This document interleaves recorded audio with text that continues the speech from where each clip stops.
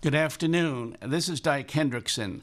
I am the host of Life Along the Merrimack, and I'm welcoming guest Reg Bacon today. Reg, thank you very much for coming over. I'm so glad to be invited. Reg is just a great, versatile human being, and so I'm going to go over this step by step because he does so much. Reg is a writer, an editor, a designer, a museum professional, a historian, and a performing artist. And he has thrived in a career that few could even attempt, including roles as a vaudevillian, a unicyclist, a musician, a comic dancer, and more. So, Reg, thank you very much for bringing your versatile self here today.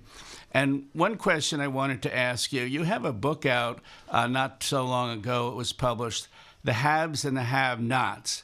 And this is about some of the housing in Newburyport, and it's as a result of the Historic American Building Survey. Can you talk a little about this book? Oh, sure. I'd love to talk about that book. But as to your introduction, I have to say that somebody had to do it, you know. But anyway, as far as the Habs book, that started out, of course, as a project in conjunction with the Newburyport Preservation Trust to showcase the properties in Newburyport that were surveyed in the Historic American Building Survey that began in the 1930s. The program, the federal program, still continues today in a kind of a different format, of course. But in addition to showcasing the elegant measured drawings and the sharp photos that were done of those Newburyport properties in the 1930s, the book also devotes a considerable amount of attention to what I called the Habs-Nots gallery of the smaller footprint, more modest homes throughout the National Register Historic District, which they were not surveyed, but they certainly contribute so much to the neighborhood ambiance and atmosphere of our city. And the irony, of course, is that they are the homes that are at the greatest risk of being lost to the so-called March of Progress. So actually that Habs-Nots gallery in the last few years since the book's publication in 2017, that Habs-Nots gallery has actually gained a fair amount of notice in and out of Newburyport. Well, one thing that I wrote a book called Nautical Newburyport, and it talked a lot about the shipbuilding and history from way back when. And one of the reasons for this show, Life Along the Merrimack, is to talk about history. But is it true that the period, say, from 1790 to 1810 was kind of a golden era of building and mansions here? I say that because many high street residences were built then. Is this something that you found that period of time was going through a lavish moment? Well, you've just touched on a very ticklish nerve there, because at that period, that was the boom time for Newburyport, a time when its economy was growing and based squarely on the enslaved Africans in the Caribbean sugarcane plantations. Now, maybe that's not the most feel-good historical fact for local historians to explore, but to me, it is a central part of the Newburyport's historical narrative. Mm-hmm. Well, I think that the actual importation of slaves stopped in about 1808, but as I understand, a number of shipbuilding companies did create ships for, say, British agents, and they could certainly use them.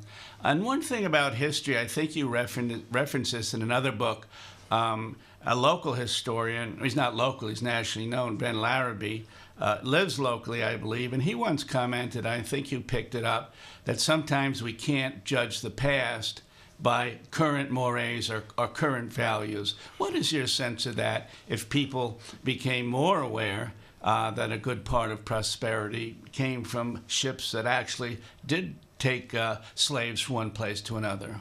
Well, as you know, I work for Historic New England, which is a regional history and preservation organization, and our commitment is to tell the whole story, not just the feel-good stories.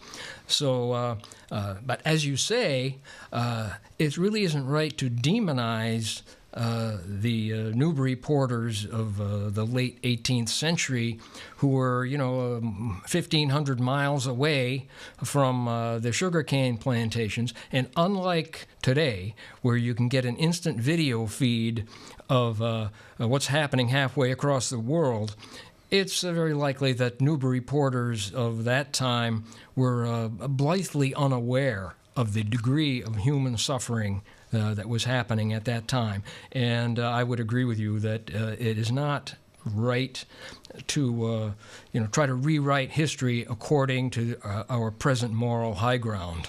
Well, one of the great statues in Newburyport, of course, is George Washington. And on this topic, he was a slaveholder. As you know, Thomas Jefferson was a slaveholder. I think 4 of our first 6 presidents were slaveholders. So I think that's a good point. And but it is known that it was a good period of time for Newburyport.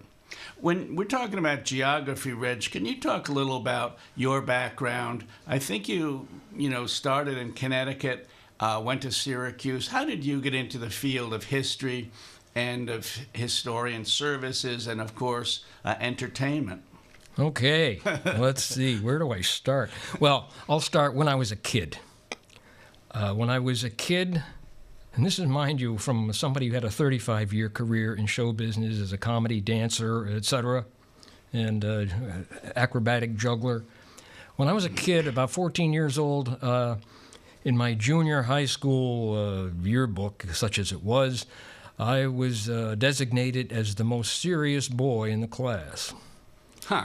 And I was a serious athlete since the time I was about 10. I figured if Sonny Liston and Floyd Patterson could run hills, well, 10-year-old me could run the hills too. And I was very disciplined that way, had some success, got great coaching. Anyway, when I was a teenager, I began working for the newspapers as a reporter, honest to God, covering the city meetings and whatnot, not just the lightweight stuff. And I was one of those kids who knew exactly what I was going to do with my life. I was going to be on the vanguard of the public's right to know, embracing all the values of old school journalism, etc. Is that one reason you went to Syracuse? They have a very good, I earned my way in that work. It wasn't my glowing record as a student. It was my newspaper work that really earned me a place at the Newhouse School of Public Communications at Syracuse. So I just blazed off in that career. And after I graduated, I continued blazing on, expected to, become the crusading journalist that I already was and had a head start in that career. But I was playing music on the side. I was playing blues and 1920s jazz and early 20th century ragtime, comedy, novelty songs. Why were you doing that, say, rather than covering the Stones and the Beatles? Well, I was, certainly as a kid, I was immersed in all that too. But as for playing the music, the early 20th century stuff appealed to me. And also, as a journalist, your self-educating curiosity drives you in all of your interests. So if I was listening to Led Zeppelin or Cream or Eric Clapton, I too was going to probe deeper into the roots of that music. So that's what led to me playing that music. Well, I wind up playing music for a troupe of acrobatic and comic dancers. What year are we thinking? 60s? We're talking early 70s. 70s. And they're the ones that drew me into the circus and variety world. And almost the rest is history. I discovered I had this uncommon aptitude for a lot of this. How about juggling? Did that just come to you, or did you learn that on the circuit? I had the greatest mentors I could ever have. But when I discovered my aptitude, I thought to myself, my goodness, why didn't I take this up when I was 10 years old? Why was I just fooling around with baseballs and footballs?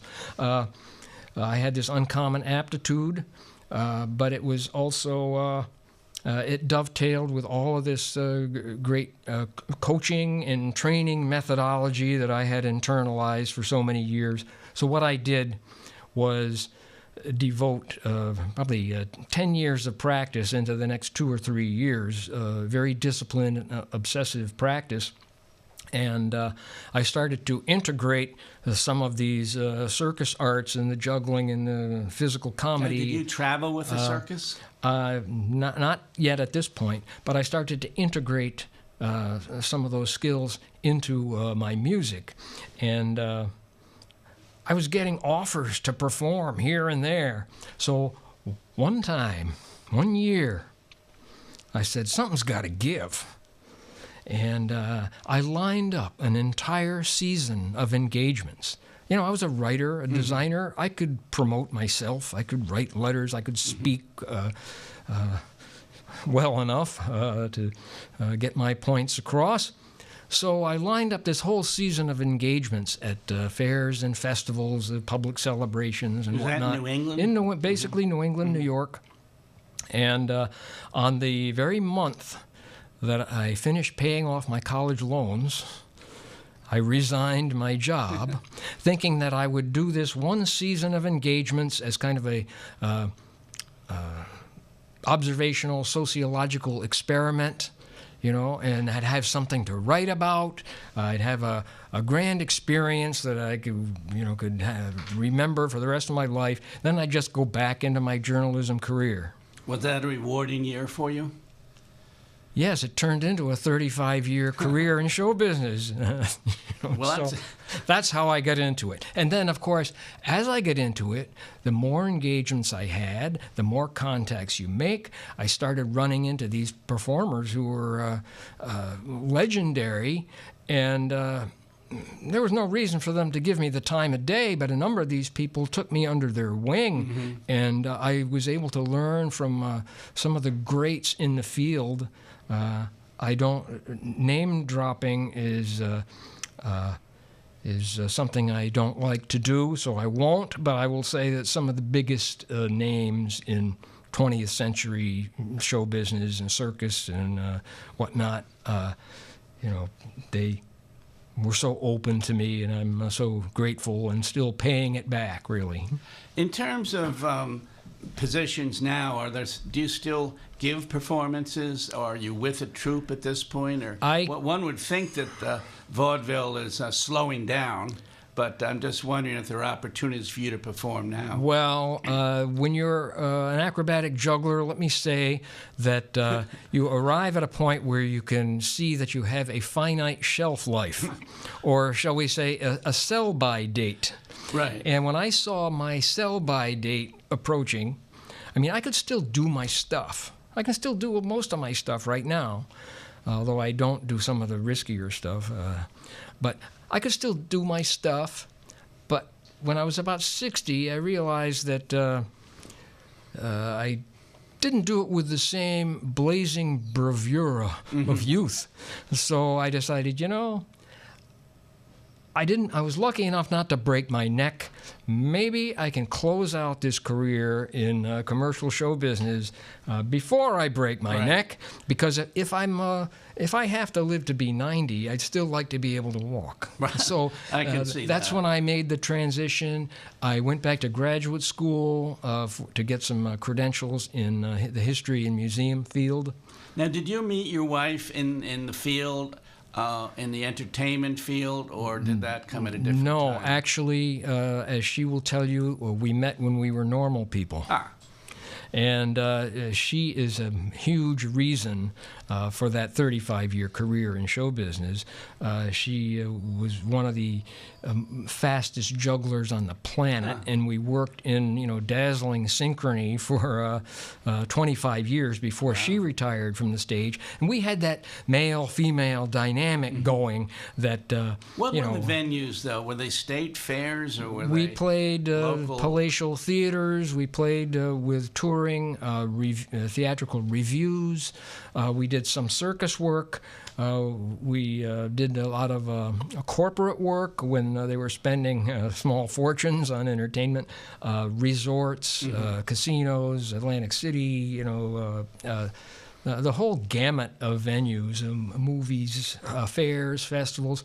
I will say that when my wife and I are talking together with people, I'll say, "Oh, we played some of the most palatial theaters," and she will chime in and say, "Yeah, and some of the most abject dumps." Well, I guess it takes a little bit of everything. But she was such a talented performer, and we had this male-female dynamic thing going where basically the stupider I looked, the better the show was. We were talking about housing a minute ago, and I think you're on Strong Street here in Newburyport. How would you characterize Strong Street in terms of the housing? Is there a way to generalize? Because it's not the mansions of High Street, but on the other hand, it's a very handsome street. How would you characterize Strong Street here in town? Boy, it's almost like I'm too close to it. We're sort of new in town. We've only been here for 35 years. And when we first moved there, I first visited Newburyport in 1972 when I was living and working as a journalist in Syracuse, New York, and living on the fringe of the ghetto. And after my first visit to a friend here in 1972, I thought, geez, my apartment back in the ghetto looks pretty good. I'm out of here. Yeah. And it was only about 10 years later, after some of the heavy lifting had already been done, that we came in to join the wave of, hammer and saw, sweat equity homeowners. But at that time, I still had to physically escort staggering inebriates out of the yard who were trying to make their way from one saloon to another. I mean, so I've seen Strong Street. Wasn't Jake's Tavern down there? Jake's Cafe was on Merrimack Street, and people would walk up the street to go to another place called that was called the Flying Yankee, which is now where Andiamo's I should mention that Strong Street is right off of Merrimack Street, and it goes towards High Street. It's a very, a handsome street right now, but that's why we're talking. It used to be, closer to a number of bistros. Well, bistros might be a little strong. Taverns. And so we were talking about that. And this is Life Along the Merrimack. That's what this show is. I'm Dyke Hendrickson, the host. I'm talking to Reg Bacon, who has done many things. And, how would you characterize Strong Street if you were going to go out on that wispy limb? If I went out on the wispy limb, I would say that it's 1,000% more of a civilized place than it was when we first arrived on the scene. Yeah, and it does seem, like it's improving. Of course, I think every part of the community is improving. I will share another observation, please though, do. Is that, when we were in show business in those years when we first lived in Newburyport, in fact, the only reason we were looking in Newburyport is so we could find a place that had high ceilings that we could use as a combination living space and rehearsal space.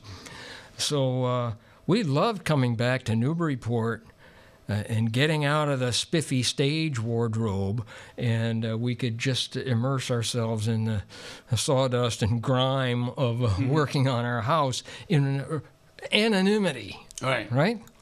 So we were always out there in the yard and working on the house and looking like hobos, going down to the lumber yard that's long gone now.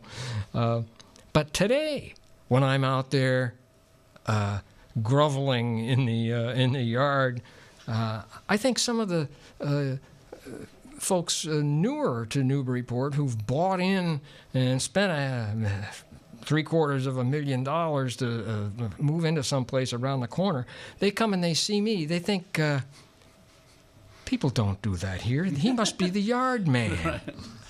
Well, Well, you have many skills. We've already brought that out. So Yardman can be another one. Yeah. But I think one really good triumph of the community in the last decade or two has been the rebuilding of the firehouse. And you must have been around for that when it went from a utility building to a wonderful venue right now downtown. And right. We all know that it's one of the most popular places in town. I think it has about 190 seats. And the acoustics are good. Have you ever had the opportunity to perform there? I think one of the last commercial shows I did was there when I was 60. Mm-hmm. You had one book talking about music. You talk about the story of the banjo, its maker, and its player. Can you talk a little about the story of the banjo and Chauncey Richmond and how you got into it? It seems a little esoteric, but I would think that, if you're interested in the musical business, it must be fascinating. Yeah, there was a maker of banjos in the Bronx, New York, named John Henry Buckby. Was born in 1837, died in 1890. And he had what became known as the largest banjo factory in the world in the 1880s, which is a fascinating period in the history of the banjo because his main market, when we think of the five-string banjo today, we think of, bluegrass music or, something that evolved in purity from the Appalachians, from the hills and the hollers.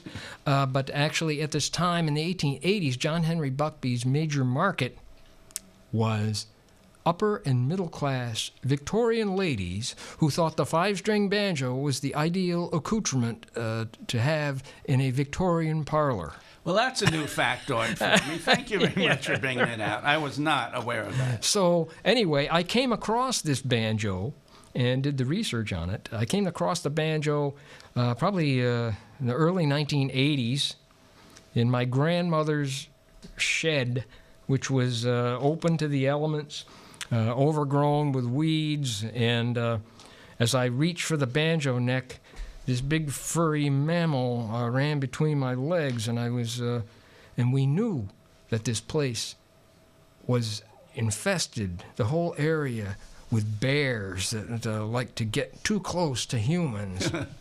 And I don't think I took a breath for about 45 seconds, but I realized it was just a very well-fed groundhog that ran through my legs as I was grabbing for the banjo.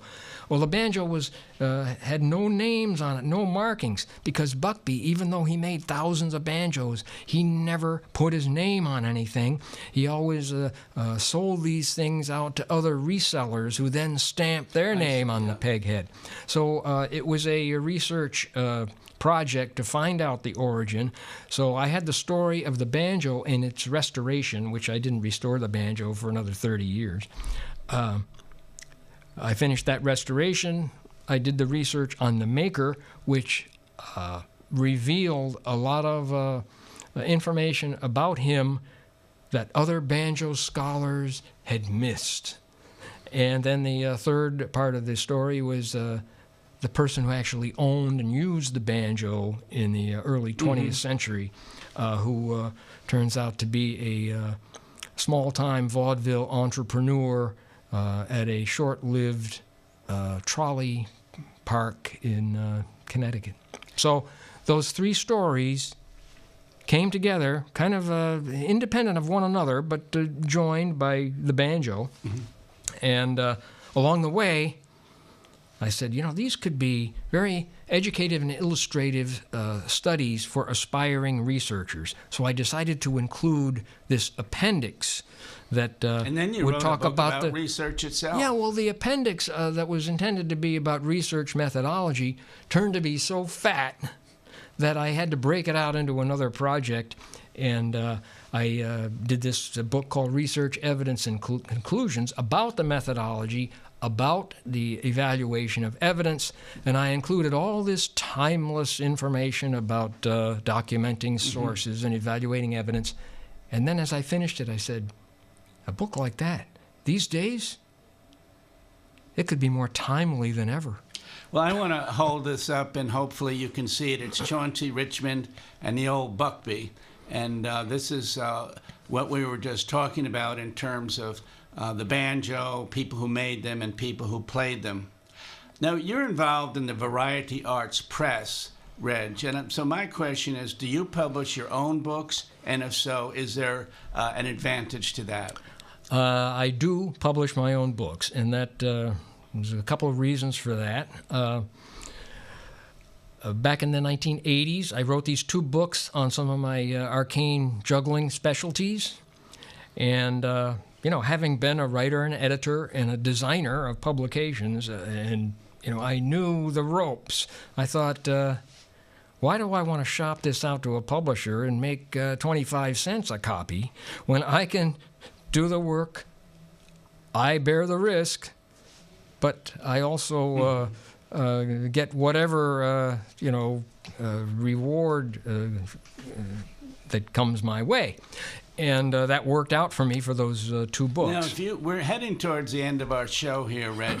If you had a website that you would mention to people who could find your books, we've shown one of them. You've had at least a half a dozen that are available. What is a website that they could look for some of your material? That would be www.varietyartspress.com. Okay, well, if you're driving your automobile, don't write it down. But it is Variety Arts. And let me say one thing that's very important that's been driving me to write these dozen books on various local history topics, domestic architecture topics, show business and whatnot. And that is, I think it's kind of a responsibility, if not a duty, for artists and craftspeople to pay forward all the gifts that they have received from valued mentors along the way. And even though these aren't going to wind up on the New York Times bestseller list, it is very rewarding to share whatever expertise that I've accumulated with future generations of artists and craftsmen. Well, that's good to hear, and I just want to hold up your other book that we did discuss. This is a documenting the architecture of Newburyport in the Historic American Building Survey, and that's by Reg also, so you can find that as well. So my last question, Reg, this has been great. I look forward to talking to you. You're so versatile and have done many useful things that will last for a long time. What's next for you? Do you have a game plan, or do you not write everything down? Well, I do have there are a couple of books in the pipeline. One which may be directly related to your question is a book that finally, now that I'm out of the performing field, I can share insights and techniques and whatever wisdom I've accumulated on my acrobatic juggling stunts that I performed for so many decades on the unicycle, rolling globe, rollabola, and tight wire. And I would like to do this with a companion video, although, you see, I better get to it while I'm still capable, because 70-some-year-old acrobats don't last forever. So, well, this is great. This is the show Life Along the Merrimack. I'm Dyke Hendrickson. I'm with Reg Bacon. The reason we started the show is we love the Merrimack. We love the Merrimack Valley.